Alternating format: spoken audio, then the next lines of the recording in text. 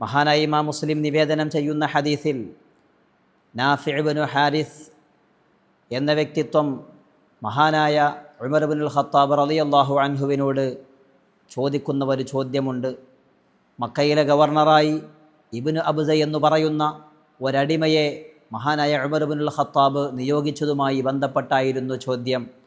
മഹാനായ ഉമർ ഇബ്നുൽ ഖത്താബ് റളിയല്ലാഹു അൻഹു കൊടുത്ത മറുപടി ഫഖാല ഇന്നഹു ഖാരിഉൻ ലികിതാബില്ലാഹി അസ്സ വജൽ, അദ്ദേഹം വിശുദ്ധ ഖുർആൻ കൃത്യമായി പാരായണം ചെയ്യുന്ന അതിൽ അഗ്രേശ്വരനായിരുന്നു എന്ന് ഉമർ ഇബ്നുൽ ഖത്താബ് റളിയല്ലാഹു അൻഹു. മാത്രമല്ല ആലിമുൻ ബിൽ ഫറാഇൽ, അള്ളാഹുവിൻ്റെ ദീനിനെക്കുറിച്ച് കൃത്യമായി അവഗാഹമുള്ളയാളായിരുന്നു.